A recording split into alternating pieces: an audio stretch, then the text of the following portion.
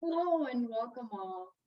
My name is Janet Gobianinigas, and I'm one of the co-hosts of the California Fire Seminar Series alongside Michael Golner from UC Berkeley, Crystal Colden from UC Merced, and Stacy Fredericks from the California Fire Science Consortium.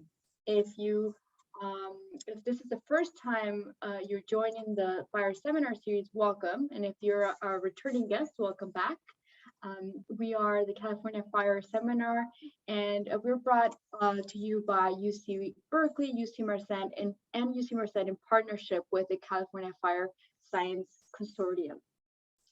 Today, it is our great pleasure to host Dr. Ali Tohidi, who is an assistant professor of mechanical engineering and a co-PI of the Wildfire Interdisciplinary Research Center at San Jose State University. Prior to his current position, Dr. Tohidi worked as a data scientist at Silicon Valley. His research and development interests are in the nexus of experimental, data-driven, and mathematical modeling of complex systems, in particular fire behavior and their effects on different ecosystems. His current efforts are focused on understanding the physics of wildfire spread and developing new models of fire behavior across the landscape. And with that, Dr. Tohidi, the floor is yours. Thank you for this very nice introduction. Let me start sharing my screen. Can you confirm you see my screen? Looks great. Okay, great. So again, thanks everyone for being here today. I'm going to present Firebrand shower, different phases and a new approach in modeling. I usually would like to start with this video about this phenomenon. Which has taken from an airplane that goes around the wildfire and takes air imagery.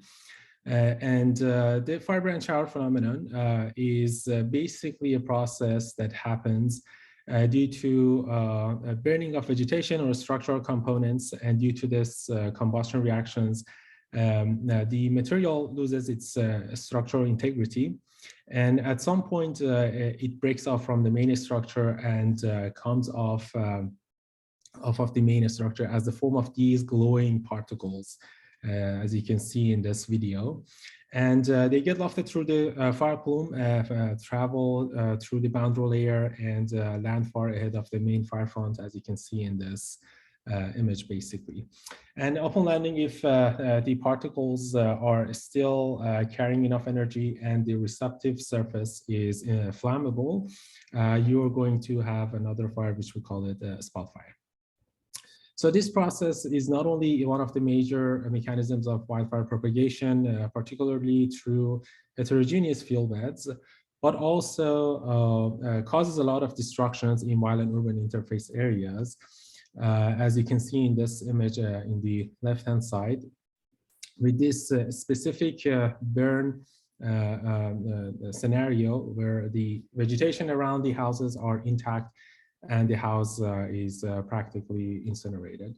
It is known to be responsible for more than 50% of the house loss in wildland urban interface areas. And by now, you know, it is consists of three main phases: firebrand generation, firebrand transport, and spot fire ignition. So through this talk, I'm going to talk about some of the contributions that I have made through my studies, and really take you through the journey that I've had for trying to model this process through different scales, and make the case for the new approach that I'll be introducing.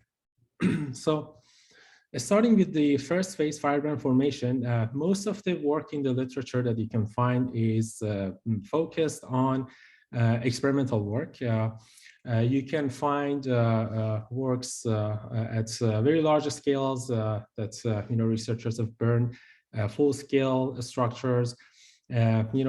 Smaller scale ones, basically burning different structural components, and also burning different types of vegetation. And from all these experiments, the physiochemical properties of the firebrands are being collected, which are very useful. You know, the most recent ones we can refer to Himoto and Tatsuya's work, where they collect the firebrands from burning wood crypts through the boundary layer.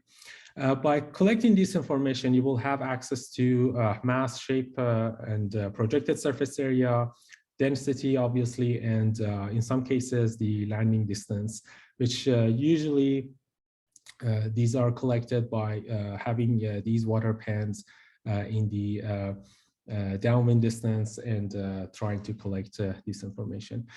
So we thought this is very useful, and these data are great.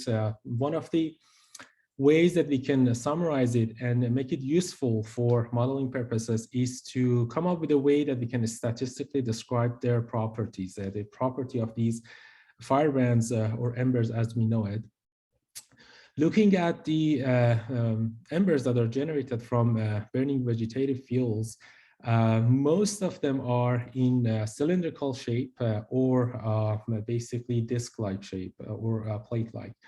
And this is a shape that you can represent it by a cylinder with different aspect ratios. And aspect ratio, which we showed here by eta, is the length of the cylinder divided by its diameter.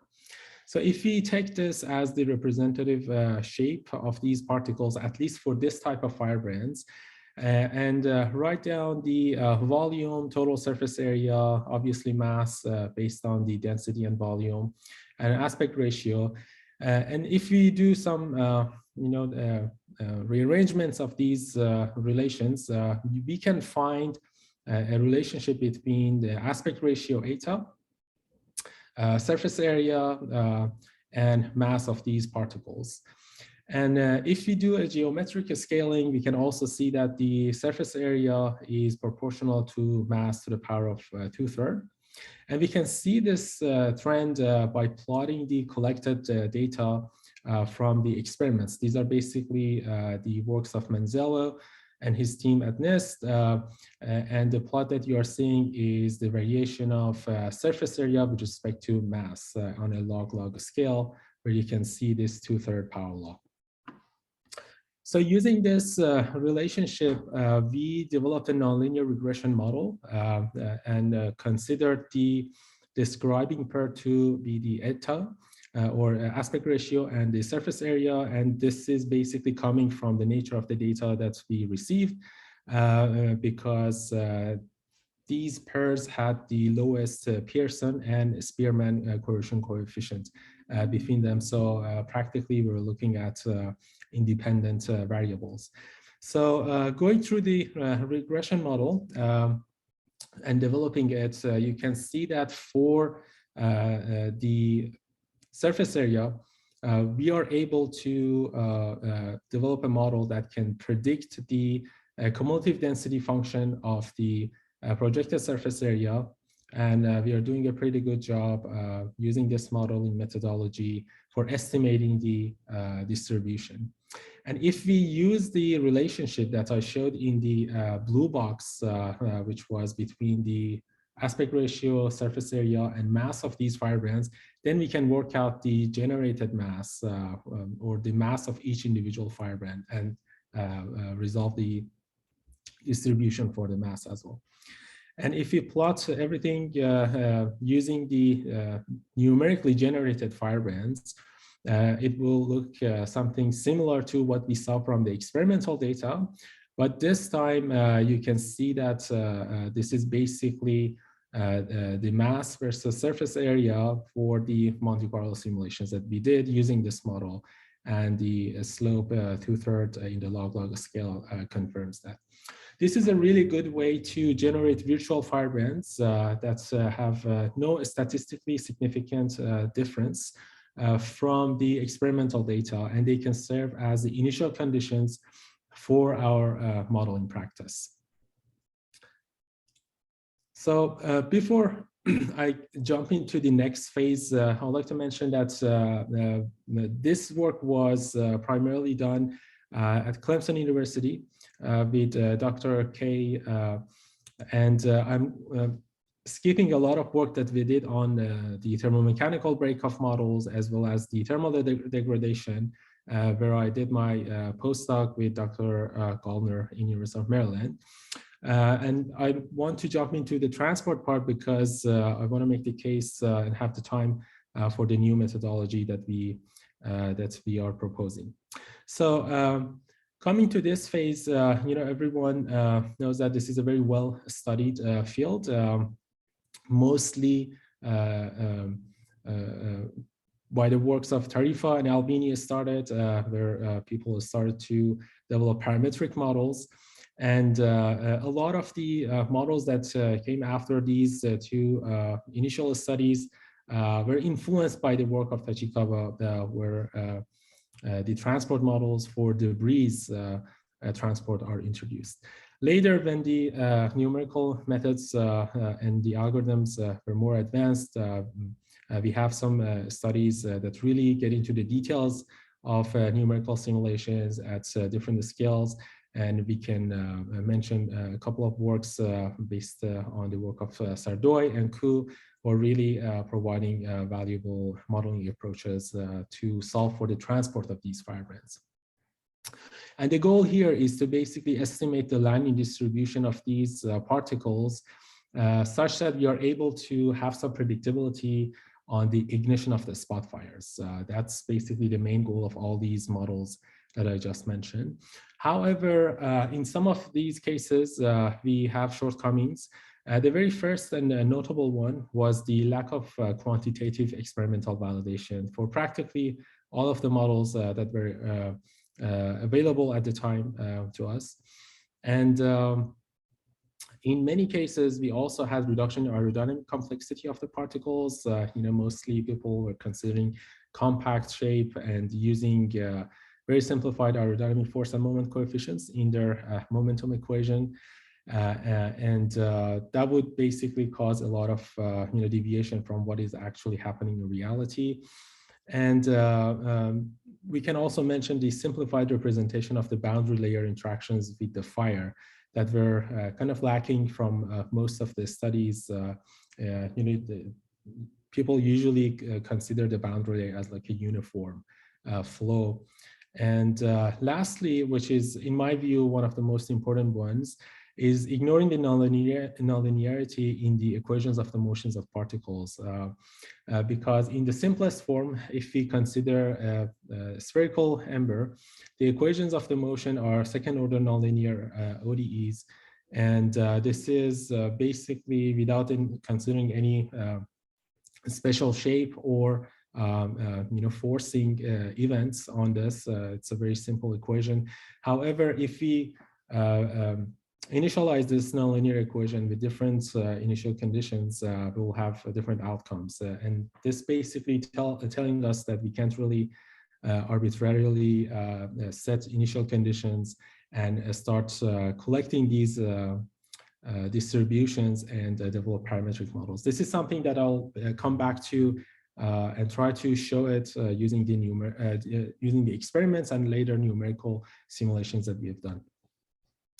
So to alleviate some of these shortcomings, we first started to model a scaled down version of this process in wind tunnel.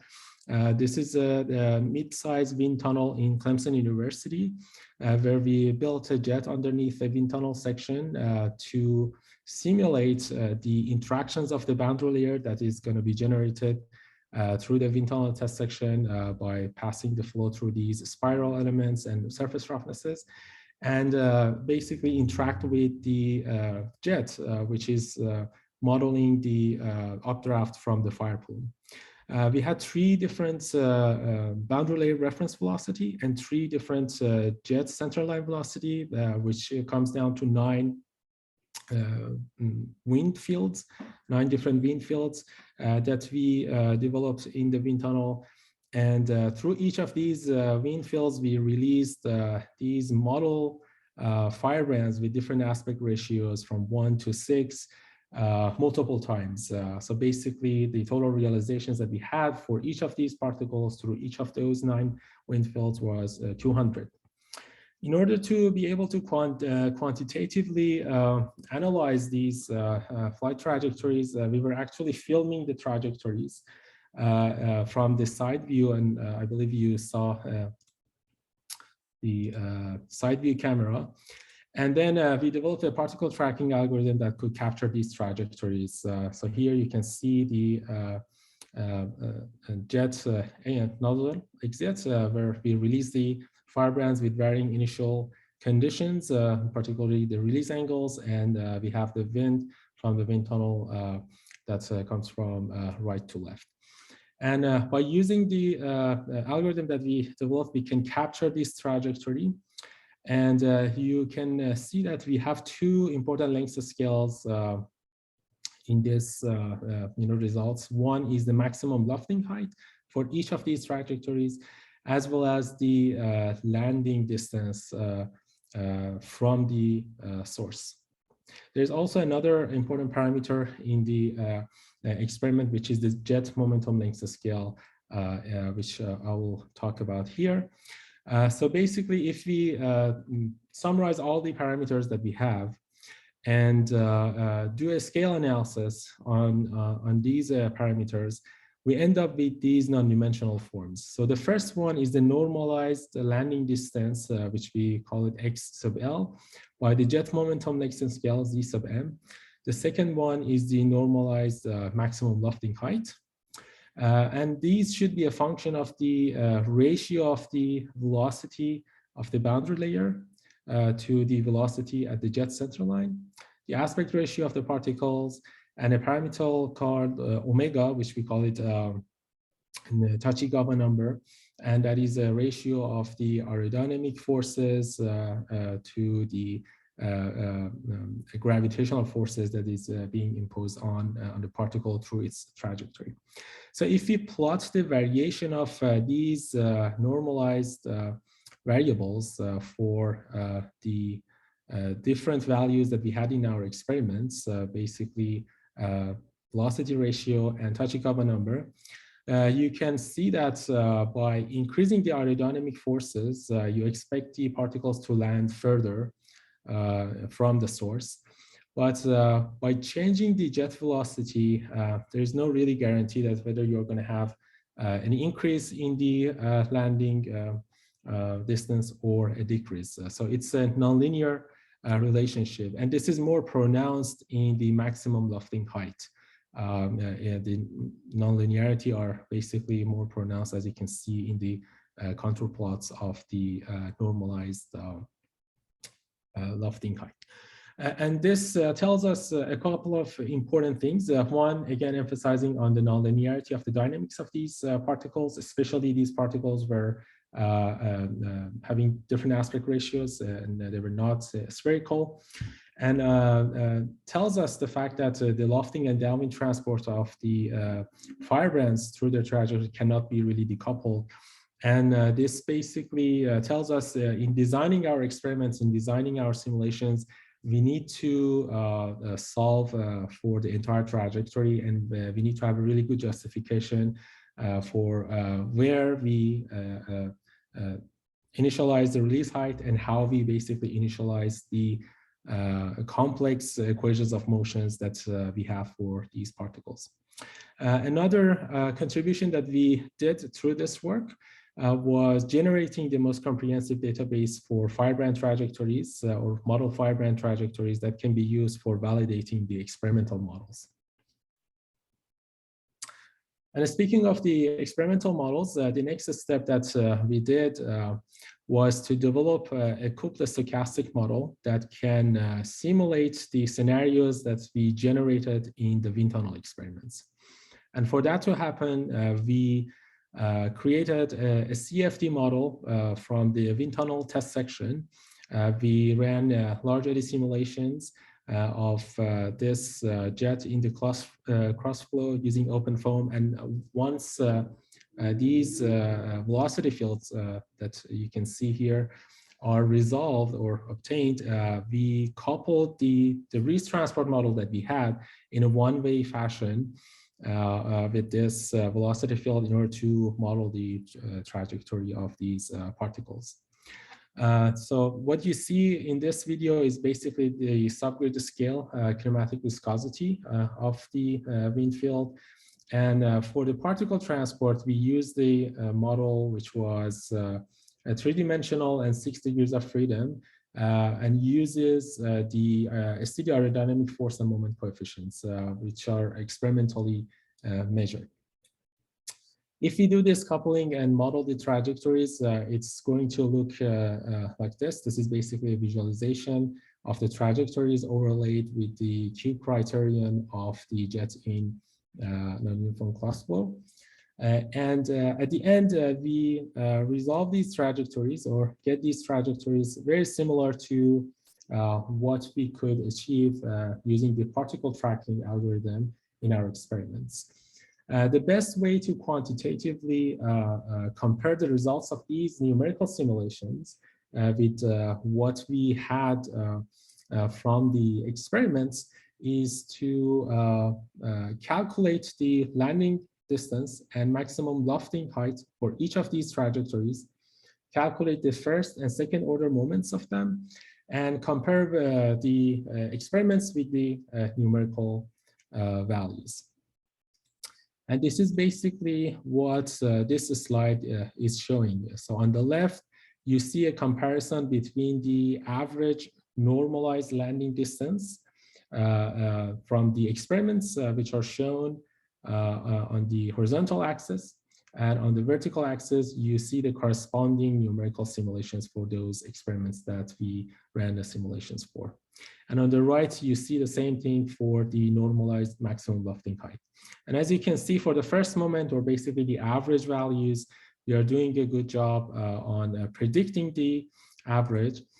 And if you do the same thing for the standard deviation, you will see that the results are pretty close, but the numerical model is showing more variance in predicting the normalized landing distance of these particles. And this is later we found out is due to the way that we solve for the angular momentum in our equations, and we're using Euler parameters, and that was basically the main reason, which creates these added mass effects into the aerodynamics and makes things to have more variance.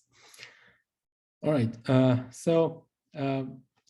this results really shows you if you do it, find detailed CFD and use a very detailed transport model, we are able to resolve the trajectory at the small scale. But that is not really enough for solving the firebrand shower problem because we are missing on the large scale interactions of the fire with the atmospheric boundary layer and the landscape. And we haven't really included those effects in our simulations, in our modeling. And obviously at the end, we haven't really done anything on the spot fire ignition model, which is really the missing link or missing feedback loop that's led us to create this contribution, or kind of quantify the contribution of the firebrand shower into the actual rate of spread of wildfires. So to address these, we started to refactor the code that we have for the firebrand transport, update it, and make it more useful for large scale modeling. And for that to happen, we kind of refactored the entire code base to a much faster programming language that we could run over the cloud. We added mass loss and temperature evolution to the particles that we identify them as firebrands. These are the particles with the lengths, characteristic lengths of scale of 1 millimeter or larger. And in the meantime, we got some funding from NSF to add a module, which is modeling the gravitational deposition of the aerosols, because we are interested in studying the deposition of the aerosols through the wildfire smoke plume. And this is possible in the environmental conditions because the Knudsen number is much less than 1 given the parameter mean free path of the air molecules at the temperatures that we have typically outside. And we have implemented this model in a way that if the Reynolds number of the particle is much less than 1, it kind of reverts back to the Stokes law. And if it's larger than 1, it uses the empirical drag coefficient. And this is only implemented for the type of particles that we characterize them as aerosols. Their characteristic length of scale is 1 micrometer or something to that order. This slide shows the integration of this model with a larger scale fire weather model, Warfest Fire. And for that to happen, we needed to create a special data structure from the fields that are really needed for the transport of these particles, basically the velocity field and some fields from which we can identify the location of the fire. And this is done for Manning Creek burn test case. As you can see in this plot, this is the fire perimeter over a 17 kilometer by 17 kilometer.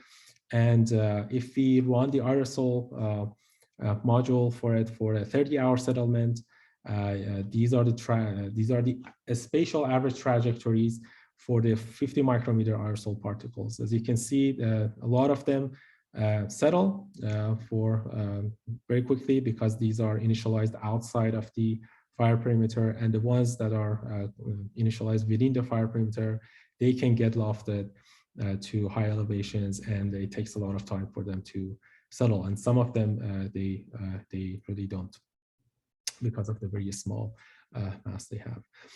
So this is an ongoing work, and we are looking to experimentally validate this model using the drone samples that our team is going to capture from the smoke plume, and this is the work that is being led by Dr. Kobziar.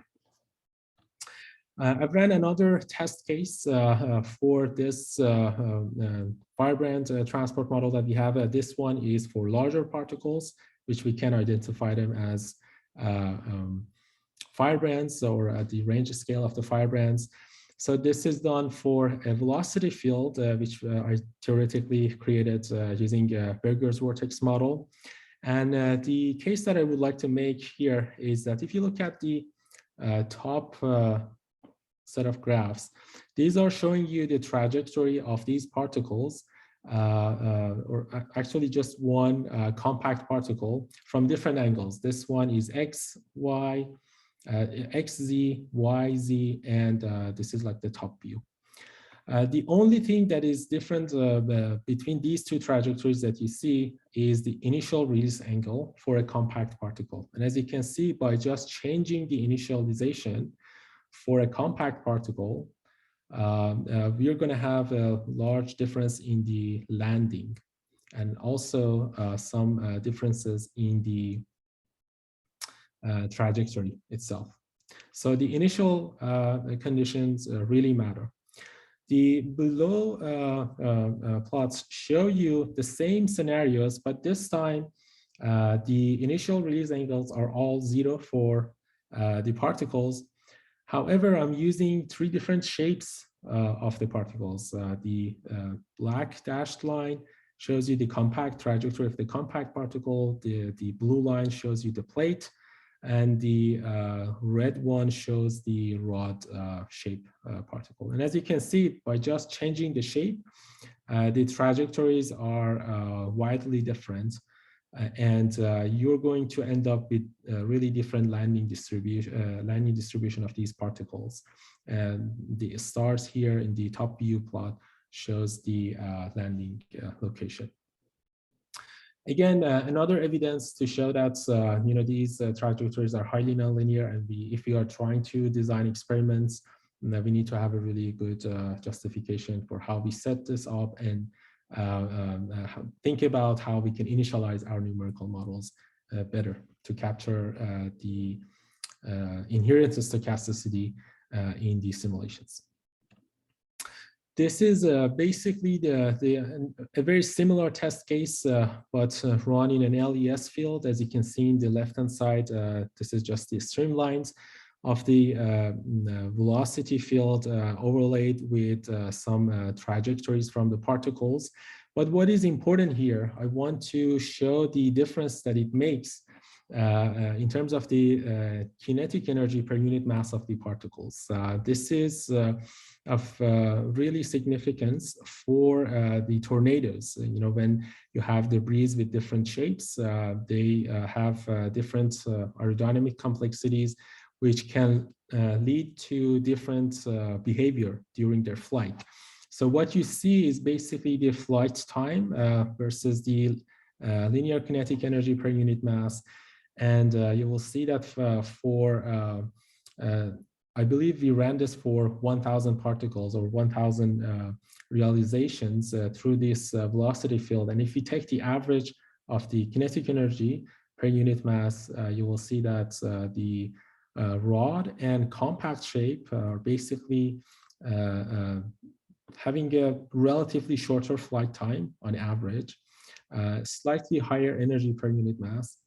But what is important here is the plates are having a very different behavior through this velocity field. And effectively, they get carried away, and this is how they dissipate their energy. So if we are trying to have a model that can predict the behavior of the particles or debris through tornadoes, which are unfortunately becoming a hazard or have been a hazard, and we have seen some recent cases, we can use this model as well. So now it comes down to the spot fire ignition, which I called it the missing link. And this is true because we do all this modeling because we want to quantitatively capture the contribution of the firebrand showers in the wildfire rate of spread propagation. And the only thing that can enable us to really model this is have a good representation of the spot fire ignition or the energy transfer mechanisms from these particles that land on the receptive fields. And this is going to be done using or having a representation of this phenomena. So if you look at the literature, there are some non-reactive hotspot theories available since 1970s, very beautiful and nice analytic works, but we can't really use them for complex situations like the ones that we have in real wildfires. And if you further read through the literature, some of the previous works have been focused on the understanding the ignition criteria from the perspective of the fuel condition. For example, examining the effect of moisture content on the ignition, the porosity of the fuel, and studying that from that perspective. And only recently, we have seen some contributions that they look at this problem from the standpoint of thermal characterization of the firebrands. As you can see in this image that are excerpted from the works of Raquel Hakes with Dr. Gollner, they create piles of the firebrands and they study their thermal characteristics through the boundary layer, which is a very difficult task to do and a very complex set of experiments. You need to make sure that you have reproducibility for all your experiments, do a good job on capturing the temperatures at the exact same points and do the characterization. And that is why we are taking the numerical approach to this problem, using this multi-scale roadmap that we have. And we are looking at this from the standpoint of if we can characterize the heat transfer mechanisms from firebrand assemblage to the recipient fuel surface, then that would really simplify the number of parameters that we need to look at, and then we can study things such as moisture content and properties of the fuel surface once we have the energy flux. And for that to happen, we need to model the effects of fire, weather, and landscape interactions and integrate the trajectory of these particles through these velocity fields such that we have good initial conditions that can go into a multiphysics simulator. I'm going to explain some of the requirements for this. And once we have this multiphysics simulator, which is initialized using these proper initial conditions, and if we run it for a variety of different conditions, then we will have enough data to quantify the dominant mechanisms. In terms of the requirements for the multi-physics simulator, we need to have a really accurate representation of the ambient velocity field. The interactions of these firebrands through that flow field. We need to represent their shape effects. We need to represent the interaction of the particles with themselves and with the boundaries. And also we need to have a good representation of the combusting state of the firebrands and its reciprocal interaction or effects on the ambient flow. And this is all possible through a four-way coupling, which is done using CFD-DEM simulations. You have a lot of solvers that does this, COMSOL, LIGHTS, MFIX, and here we are using MFIX to show a test case for convective cooling on hot non-reacting spherical particles that we just release through an open channel flow. So here we are basically initializing the particles, and this initialization is not done using those larger scale models that I talked about, because this is a test case for measuring the capabilities of this approach. So initially the particles have different diameter, kind of ranges from 1.5 centimeter to 2 centimeter. The color here shows the different diameters. And we release them from 10 centimeter above the ground through this open channel flow with a characteristic velocity of 0.5 meter per second. The initial temperature of these particles is 1000 Kelvin. And for representing the particle interactions with themselves and with the boundaries, we use subparticle model, which depending on how much you know about the physical behavior and structural properties of these particles as they are combusting, it can be a very simplified viscoelastic model or a very complex one, which can add a lot to your computation time. So in order to better characterize the results, remember this probe line that we have, and I call it X line, which is in the streamwise direction. I'll get back to this more. And I've basically listed the flow field initializations that we have done. And these are basically the works of my graduate students, Lorenz Seto and James Gonzalez that we are looking at. So looking at the output of the simulations, again, once the particles are released, they kind of settle. And then after the settlement, as they are moving through the boundary layer with the push that they get from the drag of the wind and also the interaction that they have with themselves, the particles are kind of cooling and their temperature is dropping. And at some point, we basically close this boundary to create the deposition scenario that you see a lot in the literature. And the contours that you saw here, if I go back, these are basically showing you the temperature of the gas field. All right, doing this type of simulations or taking this approach, you will have access to a wide range of different data. This is showing you the average temperature of the entire particle field through time, basically starting from 1000 Kelvin all the way through 750, if I'm not mistaken. You can also have information about the particle velocities on average or individually, which tells you about the events that are happening in the domain. For example, if you look at on the left-hand side, you can tell after the settlement, the particles kind of move with the constant acceleration, and then once they hit the wall, the deposition starts to form. And if you look at the vertical velocity, W, you can see that in a very short span of time, the settlement happens. And after that, the vertical velocity of these particles is going to be 0 because they are just basically moving on the ground.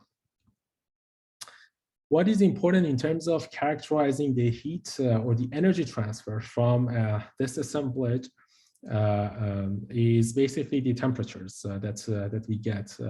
And this is showing you the temperature profile along that XX line that I talked about and how it evolves through time. So basically, you're going to have a peak that kind of moves through time, and then at the end, you're going to have this deposition that causes this temperature rise again. So it would be more useful to connect these maximum peaks together to have a better understanding of the events and how the cooling processes happen. And this is basically the plot that we have. So you can see the exact moment that the contact with the surfaces happens, then the cooling happens all the way through when the particles start to leave the domain and basically the assemblage disrupts. So there are some points that we don't really have any particle data, and that's why we have this drop in the temperature profile. And once we close the boundary and the deposition happens, the temperature comes back up. And if we compare the range of cooling that we have after the settlement, this is comparable to the results that people have observed in small-scale wind tunnel tests. You know, we have reports from 670 to 775 Kelvin for the particles that were under similar type conditions.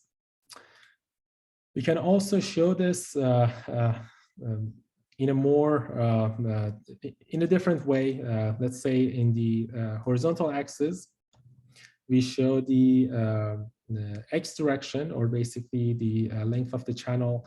And if the vertical axis shows the time, and we plot for each of these lines the temperature profile, we can get a really good representation of the cooling front, as well as the preheating zone and how it evolves through time, and obviously the deposition zone.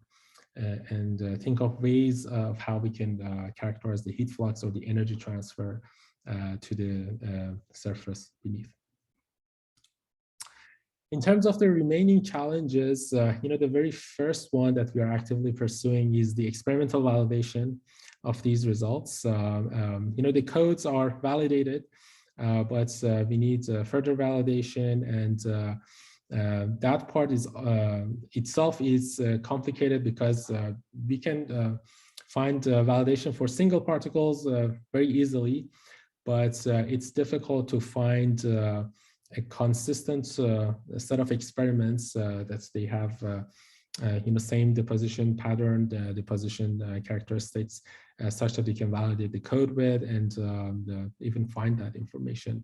It's been a little bit challenging in that regard. The other one is the effects of atmospheric turbulence on the trajectories, and I don't have a good solution for this because it's very difficult to create this for large domain spaces, especially for the atmosphere, fire weather atmospheric conditions. And I don't have a good answer about whether we need like a LES type simulations for those scales. But to the best of my knowledge, I haven't really seen a rigorous study to tell us a definitive answer. Also, a statistical significance of the number flux. You know, how many of these firebrands you release through your domain? That is also a question. And I know there are some ongoing works in different groups that are dealing with this, and it's a very important problem, needs to be addressed. And in addition to accurate implementation of the particle interaction, I would add making sure that you develop high performance integration of these ODEs for your domain is also very challenging because you need to deal with these heterogeneous meshes and also use very powerful machines which are not really accessible to a lot of us. And these are basically the challenges that I see, and hopefully we have the chance to collaborate with anyone who is interested on tackling them. And at the end, I would like to thank everyone for listening, and thank NSF for supporting this work through my PhD and also the current support that we have at San Jose State University. Thank you, everyone. Thanks, Elaine, for such a great presentation. And I'll say, as a mechanical engineer, it's also, like the perspective on the fire behavior and firebrand dynamics is always really great to hear. We do have some questions already on the Q&A. If you have, if folks in the audience, if you haven't had a chance to put your questions in the Q&A, please take a few minutes to do that. And I'll start reading off the questions. And the question here is from Faraz Hidayati, and they say, thanks for presenting your work, Ali. Good stuff. Do you think when the wind tunnel and eddy sizes scale down, the forces on the ember scale scale up, down proportionally? And then they explain, in other words, are the forces imposed on a small cylinder ember in a scaled down wind tunnel similar to a larger cylindrical system in a real atmospheric boundary condition? Yeah, thanks, Faraz, for your question. That's basically the main reason we are trying to scale up the modeling to account for these, larger scale effects. And I'm not really sure whether we can scale this, because in reality, these particles are mostly smoldering as they are transitioning. And that is kind of difficult to scale and see what really happens when they hit eddies of different sizes, different scales. So I don't have a really good answer for that.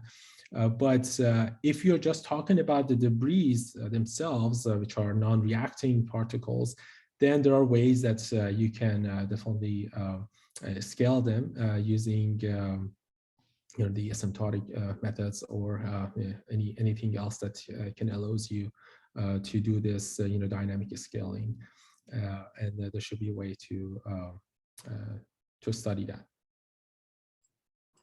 I'm going to jump in. I think people might be still typing some questions. So I'm always about implementation, and it's always fascinating to know, especially within engineering, like how much more we need to learn before we're more effective at modeling these. But in best case scenario, looking down the road, once you have some of these things figured out, like what would be the most exciting way this could be implemented, like on a landscape or a community scale? Mm-hmm. So the goal that I envision for these, somehow detailed studies is that if we have a way of at least having a good approximation of what is happening in a physical sense, then we can take that model and do a parametric study in a way that choose the relevant parameters, perturb them for a wide range of scales, get the results, and then once you develop data-driven models, you can give that data-driven model to basically operational wildfire models, and they can account for this process in their simulations. Because currently, I cannot think of any operational model that uses a physics-based fire spotting, and if there is any, they are using a parametric model, which is developed based on the small scale experiments or simulations. Michael has his hand up. Go ahead. Hi, Michael.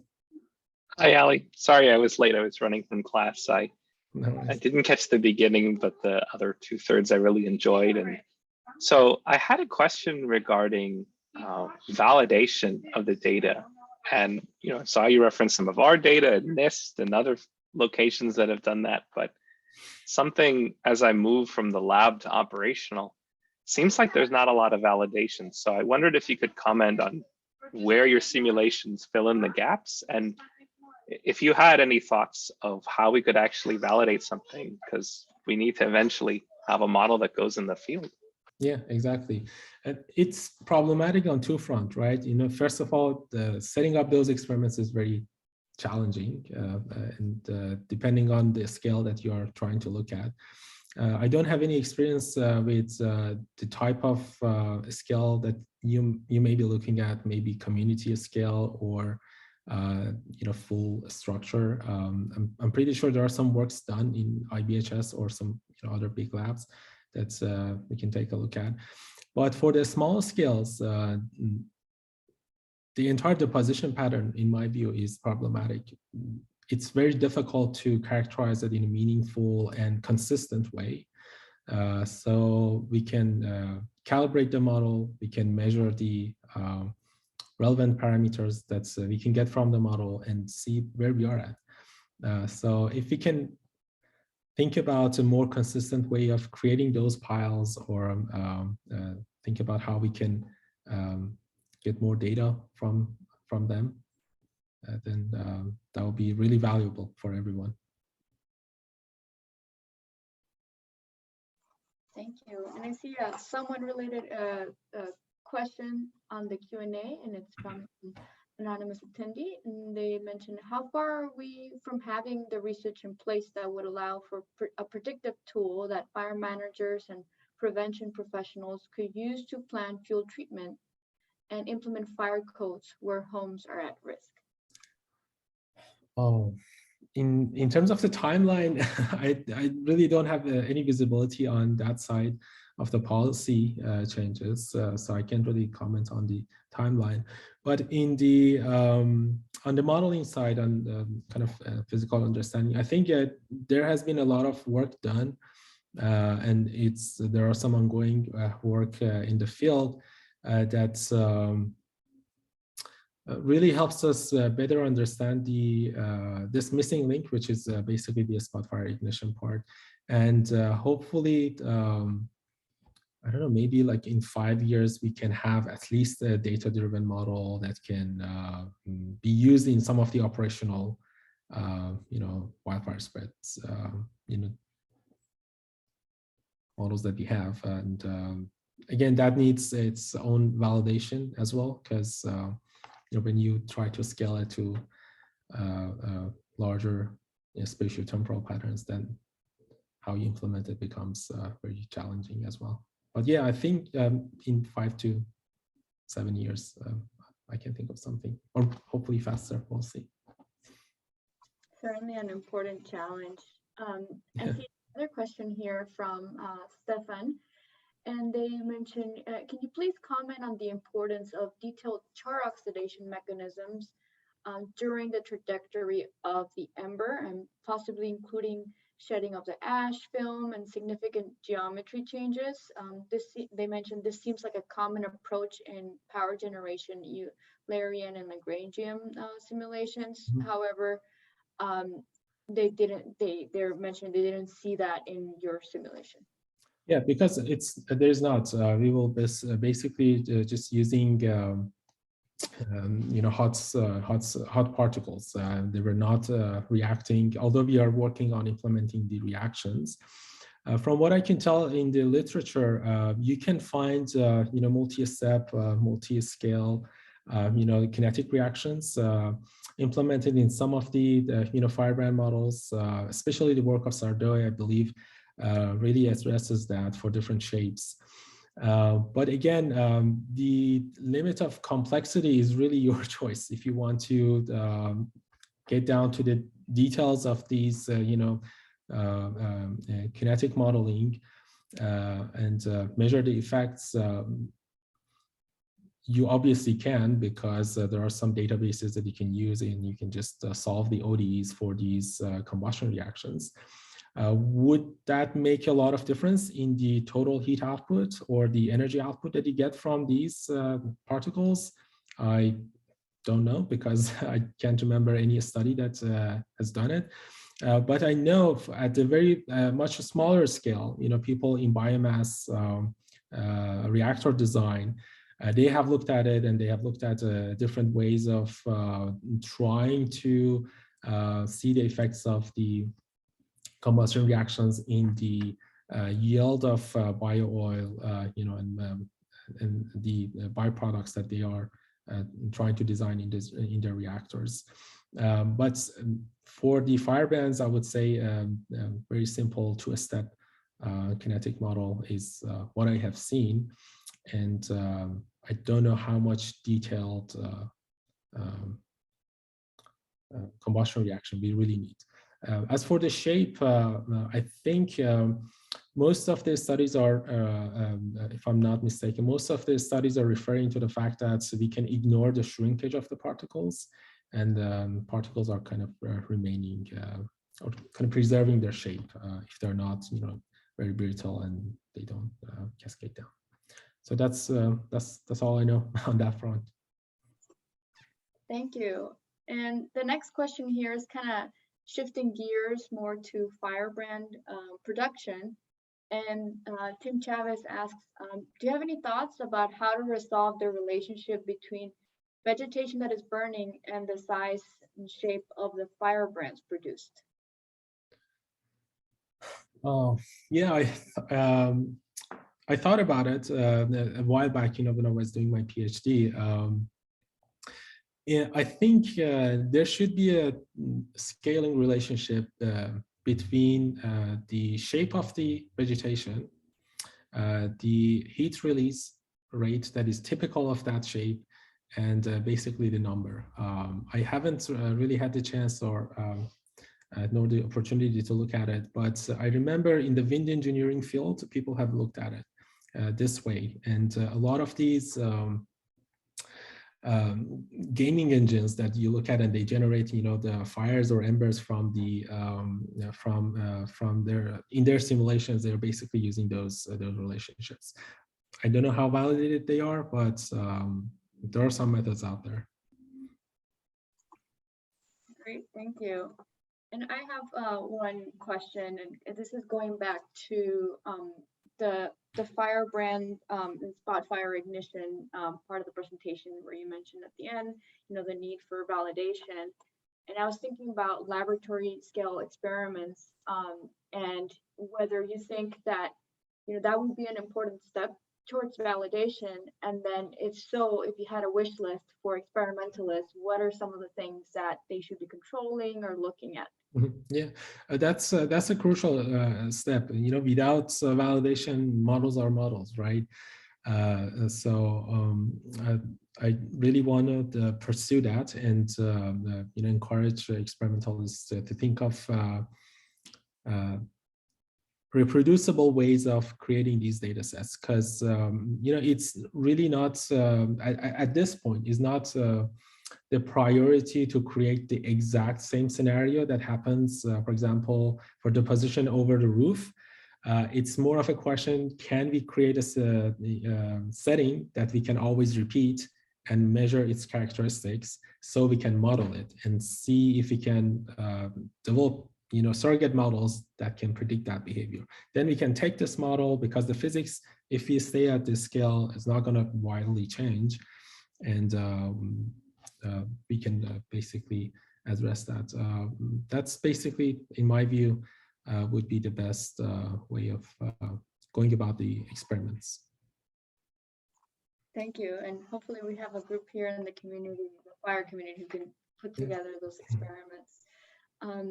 I know we have about 2 minutes, so we have time for maybe one or maybe two fast questions. So I'll read the first one. How much variation is there in ember generation proneness across temperate vegetation types? That's a fire ecology question, I guess.